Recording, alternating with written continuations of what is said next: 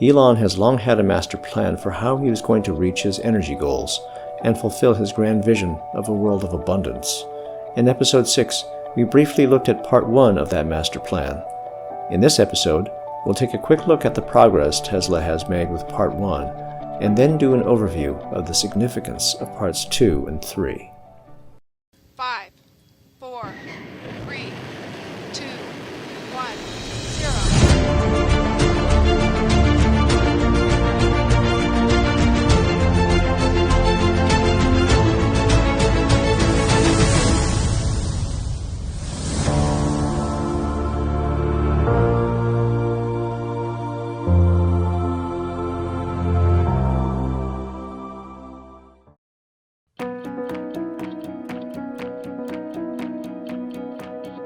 It is now late 2023, and with the advantage of hindsight, we can see that part 1 of the master plan thus far has been followed to a remarkable degree.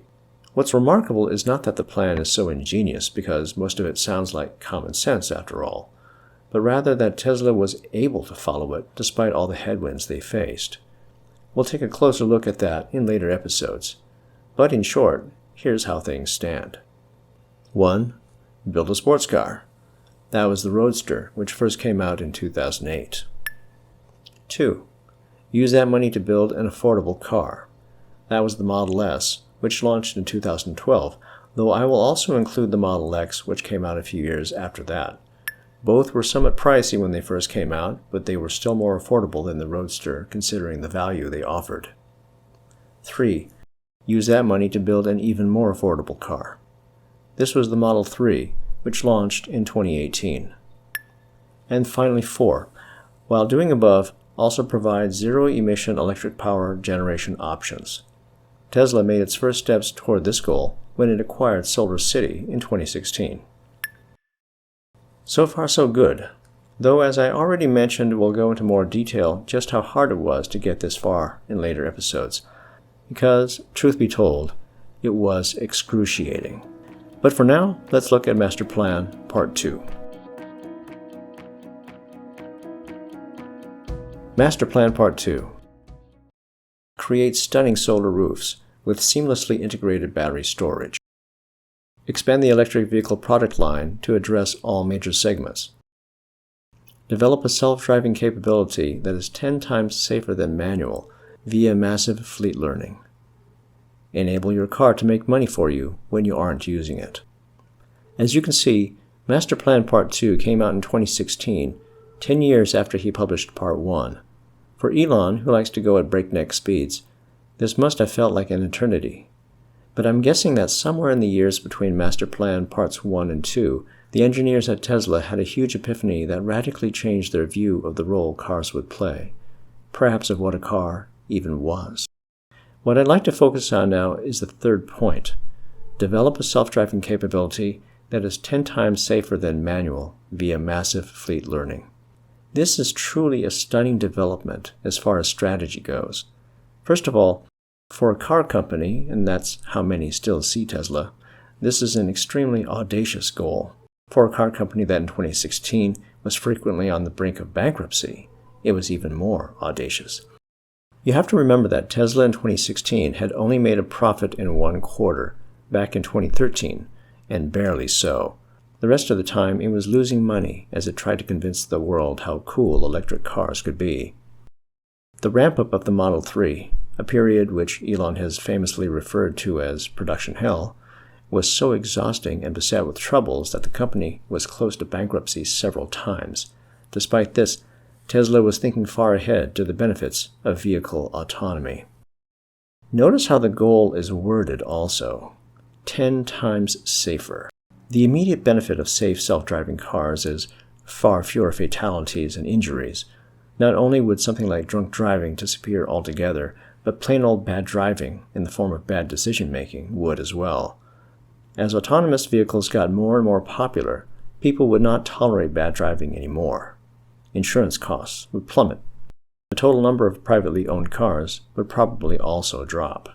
Now, the idea of self-driving cars certainly predated Tesla. I am in no way claiming that they invented the idea or were first in trying to make them. Waymo, for instance, was founded in 2009 and is owned by Google, a large corporation with obviously deep pockets and a lot of engineers. Cruise was established in 2013 and is owned by General Motors. But what you have to understand is that Tesla's approach to self-driving is different. It's highly instructive that Elon mentioned that his company's self-driving capability would come from massive fleet learning. This is a direct reference to artificial intelligence. You see, for Tesla, vehicle autonomy is both a goal unto itself, but also a crucial next step in a longer-term, extremely comprehensive strategy leading to the end goal of a world that not only has abundant energy, but uses it extremely efficiently. That's where robots come in. Robots are a potentially endless supply of humanoid labor. Right now, we're in the early phase with cars, but Tesla doesn't just make ordinary electric cars. They now essentially make robots on wheels. They are constantly gathering human driving data that gets transferred to Tesla and is then used to teach the full self-driving software how to improve. This software can be uploaded to these cars and is like the magic spark that will bring them to life. And the artificial intelligence in these cars that learns how to interact with the real world will then be transplanted into more advanced humanoid robots. These humanoid robots, which are effectively energy in the form of labor, will in turn be deployed anywhere human labor is needed. So, looking again at the Tesla master plan in simplified form, you could say that it has evolved into this.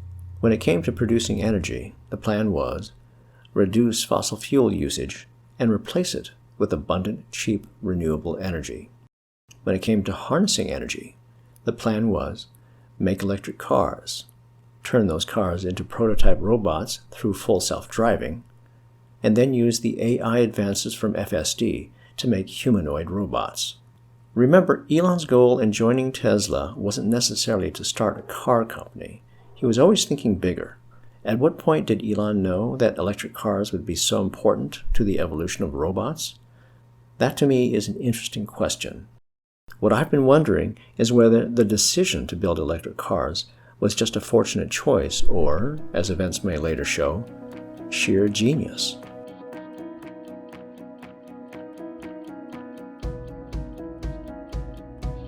Prior to Master Plan Part 3 coming out, there were rumors for months that it was coming out soon, that Elon was working hard on it. In June of 2022, he had this to say about what to expect.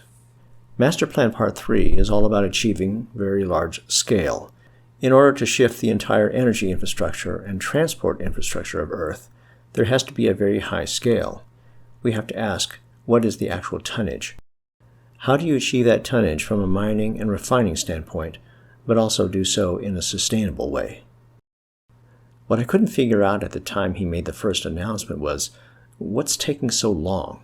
After all, Master Plan Parts 1 and 2 were essentially short outlines with added commentary. How hard could it be to finish Part 3? Tesla first presented the guts of the report on Investor Day, March 1, 2023.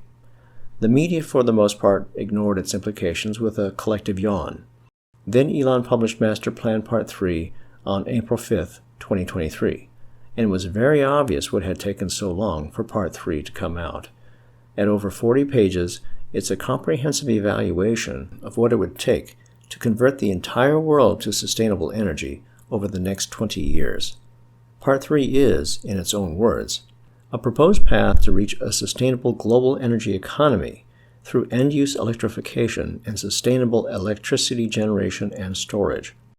This paper outlines the assumptions, sources, and calculations behind that proposal. Input and conversation are welcome. And furthermore, this paper finds a sustainable energy economy is technically feasible and requires less investment and less material extraction than continuing today's unsustainable energy economy. While many prior studies have come to a similar conclusion, this study seeks to push the thinking forward related to material intensity, manufacturing capacity, and manufacturing investment required for a transition across all sectors worldwide. What I want to point out here is that Elon is talking about nothing short of an energy revolution. Elon has been thinking about this for decades, and though at first it was just a desire, a dream, even a fantasy, Now it has crystallized in his head and become to him, I dare say, perhaps inevitable. Part 3's very existence is evidence that he now has a clear path to the realization of a sustainable energy economy, and nothing is going to stop him from getting there. The global transition to sustainable energy is going to play out in much the same way that the EV revolution has occurred so far, gradually, with early adopters taking the lead, then going mainstream as everyone else realizes how great the new normal can be. The transition to a sustainable energy economy will be a paradigm shift, because we will entirely rethink energy, and perhaps just as important, our stewardship over the planet. More wondrous still, this paradigm shift will take place in people's minds at the same time that it manifests itself in the real world, right before our very eyes. The scope and scale of what Tesla is trying to accomplish is truly startling. Tesla is most definitely not the first player to jump into the renewable energy business, or the first to try and popularize green energy in the eyes of the public. But Tesla is approaching this mission with a zeal that is unmatched for a corporation or organization its size, even a country. And what's more, they're making a ton of money doing it. Tesla is growing faster than any large-cap corporation in history, and the money machine hasn't gone unnoticed. If you've been paying attention, over the last year, Elon has been meeting with leaders from all over the world who want to court Tesla's business. South Korea, France, Indonesia, Mexico, Canada, Hungary, Thailand, Turkey, and who knows how many more. And to be very honest, I don't think their motivation is a desire to help transition the world to sustainable energy. If and when Elon and Tesla succeed in their dream, it may very well be largely because they were the first to successfully harness human self-interest and turn it into the engine that drives the transition to sustainable energy. That, in a nutshell, is Tesla's master plan for the foreseeable future. It's bold, it's science fiction, it's already in motion, and coming faster than many people probably realize.